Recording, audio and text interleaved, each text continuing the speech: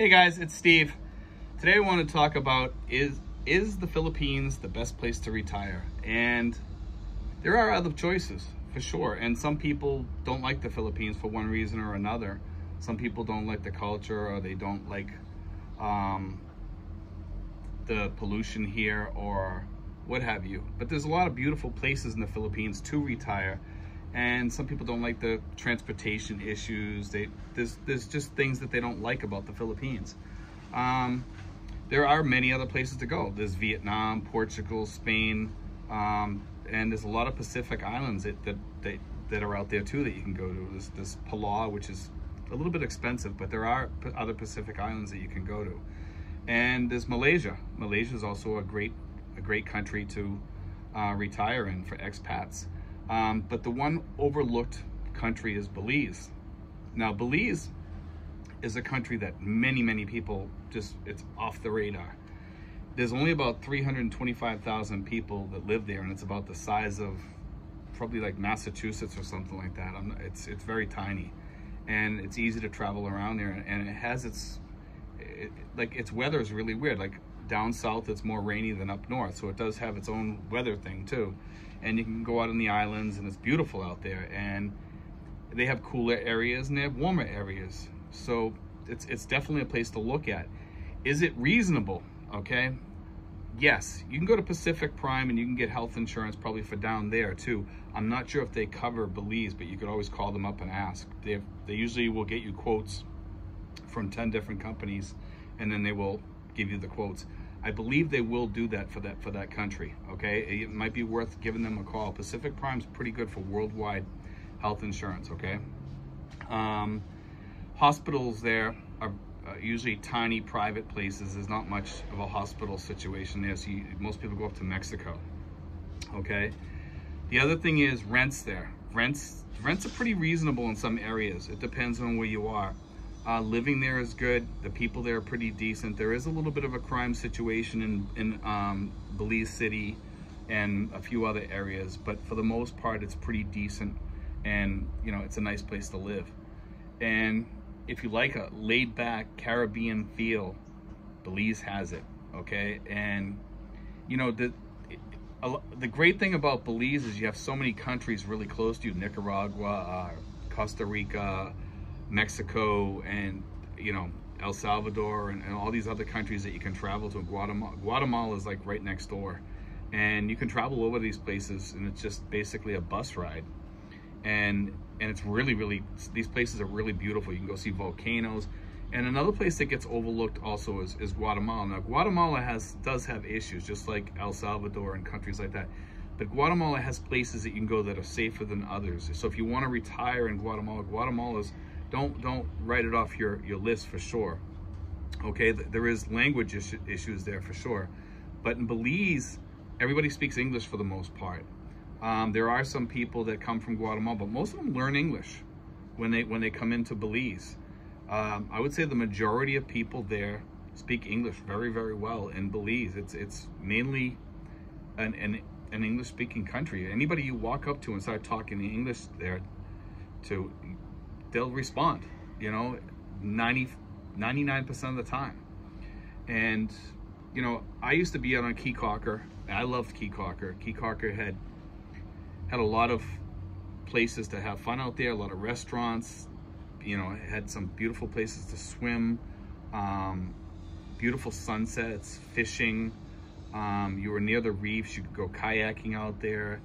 You could rent fishing boats. You could go sailing on a 3-day trip through ragamuffin tours, and it was just beautiful out there. And if you're on the upper end, of the wealth scale, and you want to retire, that's a beautiful place to go. But I mean, even if you're on the lower end and you don't mind, living in like a shack on the beach or something, you can rent some beautiful places down there right on the beach and live really well, and be happy, and just go out fishing every day. You could cook your own fish on the beach. If you want to live like a Caribbean island type lifestyle, that's the place to be, man. And not to say that the Philippines doesn't have that too. They do, but it's just a different feel there. It's just a different vibe. It's got like that that reggae vibe. I don't know what it is. It's a beautiful place. It's just, I used to love it there, you know, and I came here because for me, the country was a bit too small. At the time, I didn't have a lot of money to travel there.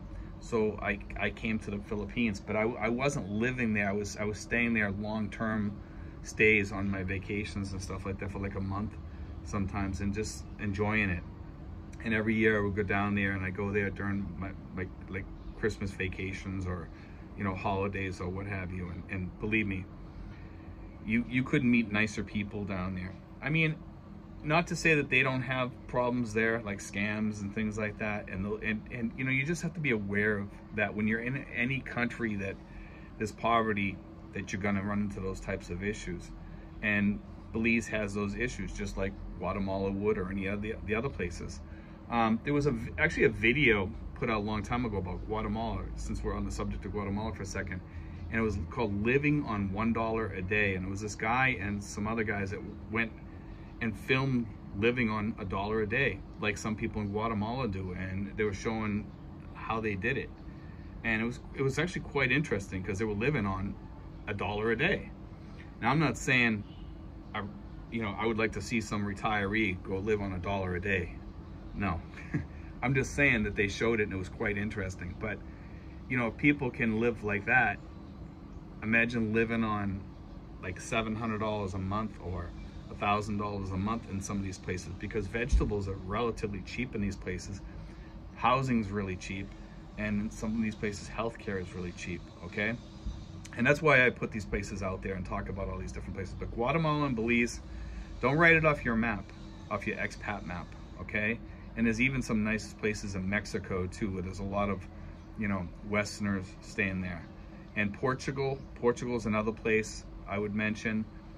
There's even some places in Africa, you know, if that's your thing and you think you would like to live in Africa, there's surely some places that are fairly safe in Africa. You have to really look around and stay on top of things over there a lot more in some of those countries, because some of those countries are highly dangerous, okay? But there are some areas that are relatively safe, and there are a lot of Westerners over there, okay? So those are places to look at too. But Vietnam, you know, Vietnam is certainly another place to look at. And once this whole mess lifts with this virus thing, you know, I know a lot of people are going to be looking to jump into their retirements and become expats.